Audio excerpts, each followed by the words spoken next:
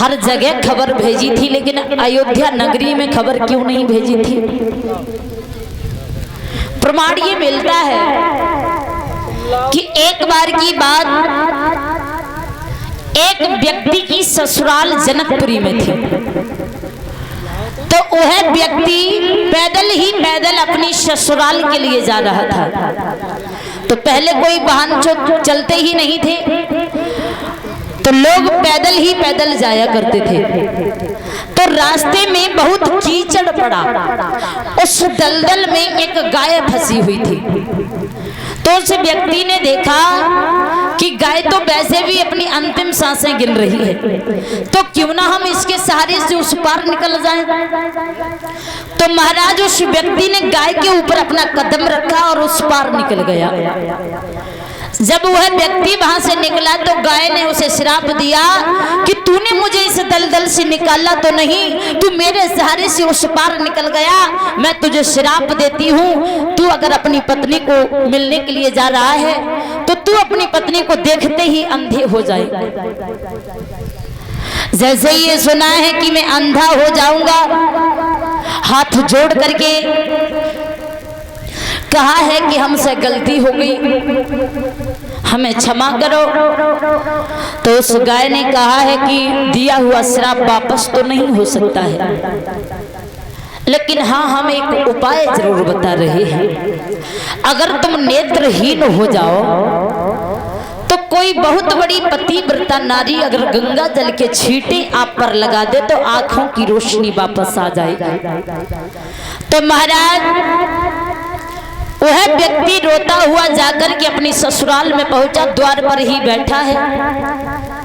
सभी लोग बुलाने के लिए आते हैं। सास आई अपने दामाद को बुलाने के लिए, बेटा घर चलो, काफी समय हो गया, अभी तुमने भोजन नहीं किया है। साले आते हैं, ससुर आते हैं, हर किसी से मना कर देता है वो व्यक्ति। अंत में उसकी पत्नी आई है और पत्नी को जैसे ही आते हुए देखा है, सर को नीचे झुका लिया। पत्नी ने कहा है आप हमसे क्या नाराज हैं? बोले नाराज नहीं है। फिर क्या बात है? बोले बड़े दुखी है। क्यों? क्योंकि हमें एक गाय का श्राप लगा हुआ है। अगर हमने तुम्हारी ओर दृष्टि डाली तो हम तुम्हें देखते ही अंधे हो जाएंगे। जवाब दिया है उस नारी ने कि मैं किसी पतिव्रता नारी से कम नहीं हूँ, ऐसा कैसे हो सकता है? एक बार तुम हमारे कहने से हमारी ओर देखो, मैं भी देखती हूँ अपने पतिव्रत धर्म को। उस व्यक्ति ने जैसे ही अपनी पत्नी की ओर देखा, महाराज देखते ही अंधा हो जाता है। अब तो सभी रोने लगते हैं परिवार के लोग। उस अंधे व्यक्ति ने कहा है कि अगर आप हमें सही करना चाहते हैं, आंखों की रोशनी वापस लाना चाहते हैं, तो कोई पतिव्रता नारी गंगा जल के अगर हम पर छींटे लगा दे तो हमारी आंखों की रोशनी वापस आ जाएगी। तो महाराज जनक जी ने अपनी पूरी नगरी में खबर भिजवाई है कि हमारी इस जनकपुरी में कोई अगर पतिव्रता नारी हो तो इस अंधे व्यक्ति पर गंगा जल के छींटे लगाए, जिससे कि इसकी आंखों की रोशनी वापस आ जाए। तो महाराज हर किसी ने उस गंगा जल का प्रयोग किया, लेकिन कोई भी उस जनकपुरी में पतिव्रता नारी नहीं निकली। तो महाराज जनक जी ने अयोध्या नगरी में खत भेजा है कि महाराज दशरथ अगर आपकी अवधपुरी में कोई बहुत बड़ी पतिव्रता नारी हो तो आप हमारी जनकपुरी में भेज दें। जैसे ही वह खत पहुंचा है तो कौशल्या ने महाराज दशरथ से कहा है कि ऐसा करो महाराज, ये तो छोटा सा काम है और इस छोटे से काम के लिए हमें क्या जाना जरूरी है। आप ऐसा करो, हमारे महलों में जो सफाई कर्मचारी हैं, मेहतरानी हैं, इन्हें ही भेज दो। ये किसी पतिव्रता नारी से कम नहीं है। तो आज्ञा पाकर के वह मेहतरानी जनकपुरी में पहुंची हैं और गंगा जल भरा है, जाकर के उस अंधे व्यक्ति के पास पहुंची। उस मेहतरानी ने उस अंधे व्यक्ति पर गंगा जल के छींटे लगाए हैं। उस व्यक्ति की आंखों की रोशनी वापस आ जाती है। तो महाराज जनक जी ने प्रसन्न होकर के पुरस्कार दिया है और कहा है कि आप कहां से आई हैं, कहां रहती हैं आप। हाथ जोड़ करके मेहतरानी ने जवाब दिया, क्षमा करो महाराज, हम जात से मेहतरानी हैं और अवधपुरी में महाराज दशरथ जी के यहाँ सफाई का काम करते हैं। जैसे ये सुना तो महाराज जनक जी ने मन में विचार किया कि नारियों में इतनी बड़ी शक्ति है तो पुरुषों में कितनी बड़ी तासीर होगी। यही सोच करके उन्होंने कोई खत नहीं भेजा था उस अयोध्या नगरी में, क्योंकि खत अगर महाराज दशरथ को भेजेंगी कहीं ऐसा ना हो कि फिर वो किसी मेहतर को भेज दें। इसी डर की वजह से उन्होंने कोई खत नहीं भेजा, कोई खबर नहीं भेजी। जब उन्हें पता चला कि प्रभु श्री राम जी आए हुए हैं और उनके ही द्वारा ये धनुष टूटा है, तो उन्होंने खबर भेजवाई है। खबर को पाते ही महाराज दशरथ बारात को लेकर के आए हैं उस जनकपुरी में, और उस जनकपुरी से ही उन चारों भाइयों का विवाह हुआ। प्रभु श्री राम जी का विवाह सीता जी के साथ और लक्ष्मण का विवाह उर्मिला के साथ, शत्रुघ्न का विवाह सुतकीर्ति के साथ और भरत का विवाह मांडवी के साथ हुआ है। महाराज विवाह करने के बाद जब वो वहां से चले, बड़ी ही खुशियां छाई हुई हैं महलों में। जब घर में शादियां होती हैं तो खुशियां तो आ ही जाती हैं। बेटी की शादी हो चाहे बेटा की शादी हो, खुशियां बराबर होती हैं, लेकिन बेटी के जाने का दुख होता है। जिस आंगन में बेटी पल करके बड़ी हो और एक दिन जब उसकी शादी हो जाए तो माता पिता को ये अफसोस होता है कि हमने अपनी बेटी को जन्म देकर के पाल के बड़ा किया और आज hमारी बेटी हमसे दूर जा रही है। इस बात का उन्हें दुख होता है। तो महाराज जैसे ही जाकर के महलों में पहुंचे हैं महाराज दशरथ जी, तो महलों में बड़ी ही खुशियां छाई हुई हैं, तैयारियां हो रही हैं और ऐलान किया है महाराज दशरथ जी ने अपने महलों में कि आज इस बात का ऐलान कर दिया जाए प्रजा के लोगों में कि अब हमारे यहाँ का जो राज्य है वो राम को सौंप दिया जाएगा और यहाँ के राजा प्रभु श्री राम जी बनेंगे। जैसे ही ये सुना तो महाराज सभी नर नारी बड़े ही प्रसन्न हुए हैं। नर नारी बड़े ही प्रसन्न हैं। प्रभु श्री राम जी ने सुना है तो प्रभु श्री राम जी मन में विचार करने लगे हैं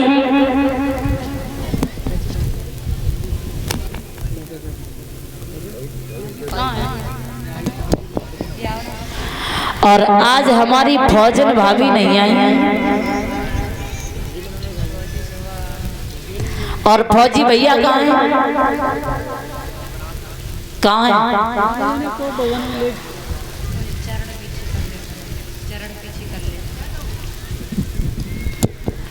और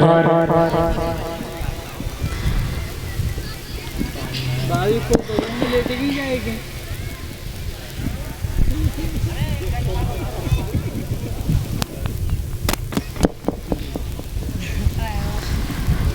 और बहन जी गद्दी की तरफ पीठ नहीं करते हैं और ना ही पैर करते हैं, तो इसलिए ये भगवान का दरबार है। मानते हैं गलती हो जाती है अनजाने में।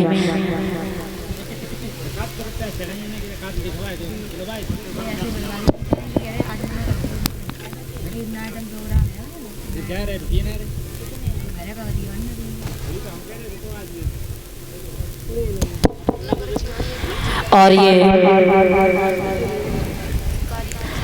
101 रुपए अभिराज सिंह जो श्री ग्राम नंगला धोकल से हैं।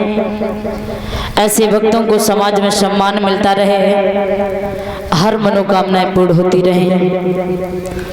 बोलिए गोविंद भगवान की। और फौजी भैया को बुलाओ यहाँ। हम यहाँ कब से आए हुए हैं और भैया हमारे घर से नहीं आ पाए हैं अभी तक।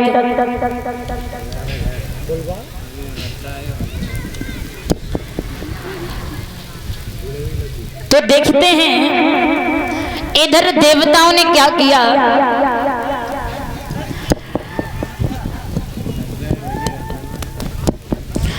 प्रभु श्री राम जी ने मन में ये विचार किया है कि अगर हम यहाँ के राजा बन गए तो हम बंधन में बंध जाएंगे, अपने भक्तों की रक्षा नहीं कर पाएंगे। क्या करना चाहिए? तो सभी देवी देवताओं ने मां सरस्वती को आज्ञा दी है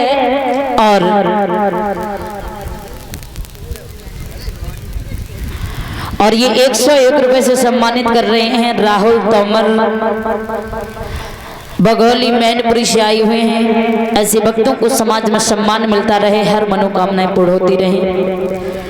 देवताओं के कहने से मैया सरस्वती उस मंत्रा की जिह्वा पर प्रवेश करती हैं और मंत्रा जाकर के कैकेयी को भड़काती है।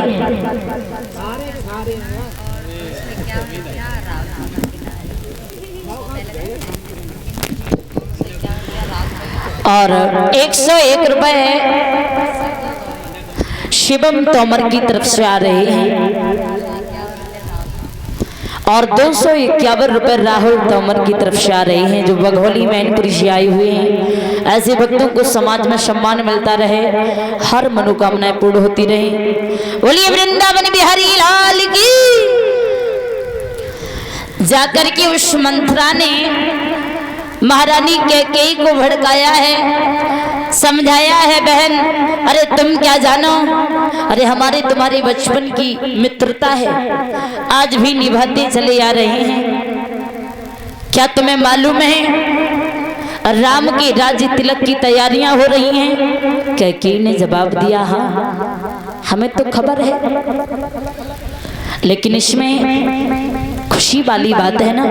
मंत्रा ने जवाब दिया बस यही तो हम कहना चाहते हैं कि तुम्हारे बेटा भरत को ननिहाल में भेज दिया और राम के राज्य तिलक की तैयारियां हो रही हैं। जानती हो तुम, जब प्रभु श्री राम जी यहाँ के राजा बन जाएंगे तो तुम्हारी कोई नहीं सुनेगा और ना ही तुम्हारी कोई बात मानेगा। इज्जत होगी तो सिर्फ कौशल्या की होगी। जैसे ये बात सुनी है तो कैकेयी की बुद्धि बदल गई। मंत्रा ने समझाया अभी भी समय है महारानी, आप हमारे कहने से वही आप 2 वरदान मांग लीजिए जो महाराज दशरथ ने वचन दिए थे कि जो भी आप मांगोगी हम आपको वही देंगे। यही मौका है।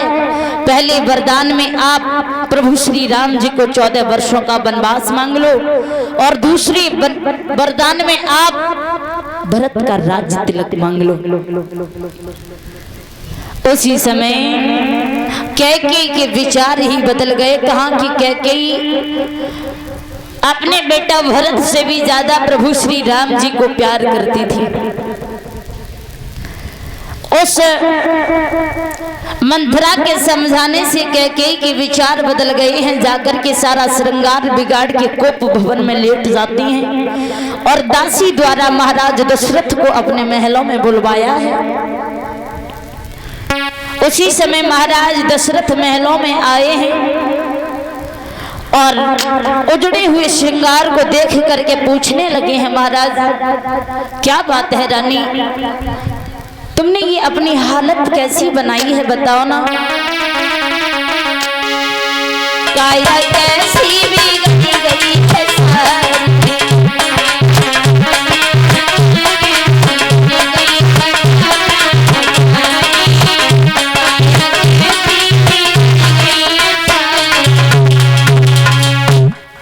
महारानी कैकेयी कहने लगी है, महाराज तुम जानना चाहते हो कि हमारी ये हालत क्यों ऐसी हुई है?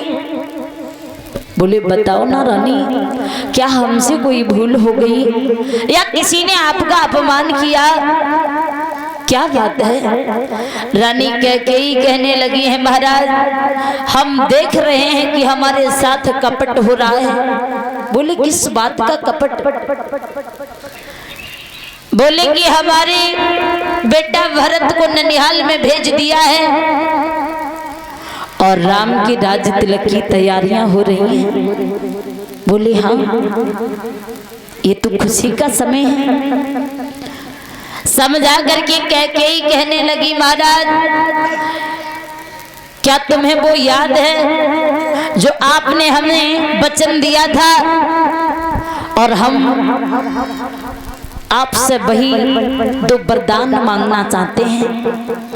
महाराज दशरथ ने जैसे ही सुना, समझा कर के कहा है कि खुशी का समय है, अरे तुम मांगना चाहती हो तो मांगो, राम के राज्य तिलक की खुशी में हम तुम्हें वही देंगे जो तुम मांग रही हो।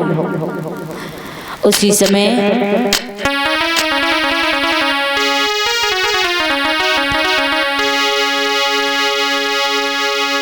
कहा है, सुनो महाराज, मेरे दो वरदान पिया बहुत दिन पहले के, मेरे दो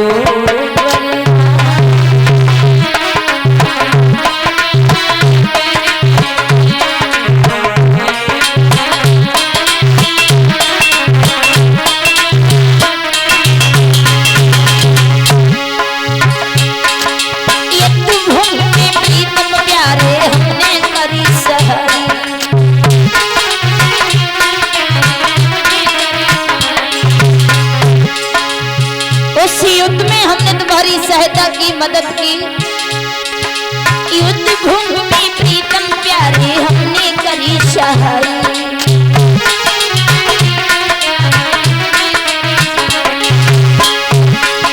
दो वरदान दिए थे राजा, उनकी याद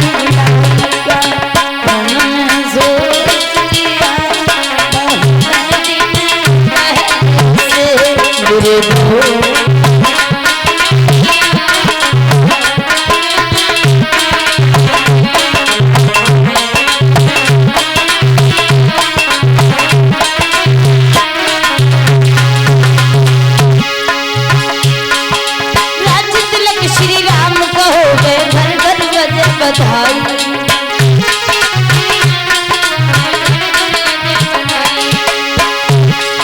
मेरे प्यारे भरतलाल को खबर नहीं भिजवाई, क्या मन में सोच लिया बहुत दिन पहले से मेरे दो।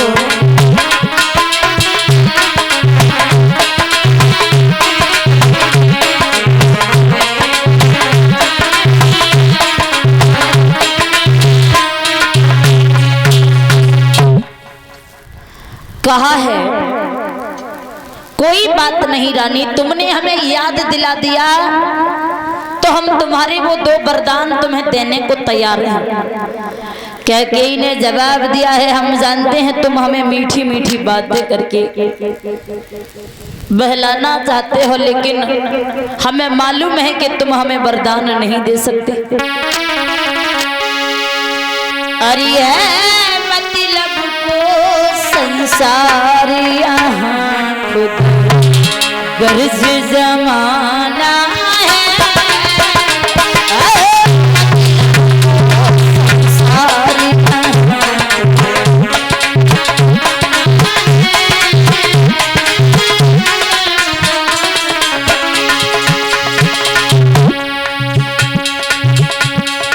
लगे क्या बात है रानी, समझा करके बोली सुनो। अरे तुम मौसम की दगा बिचारी और कौशल्या नारी तुम्हारी,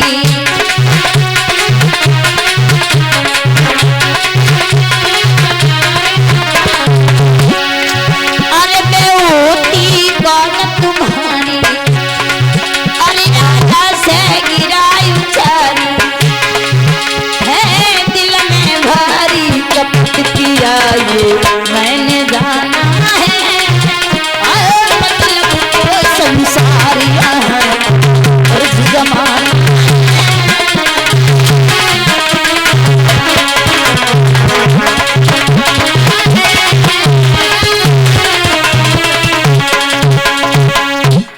ये सारा संसार मतलबी है।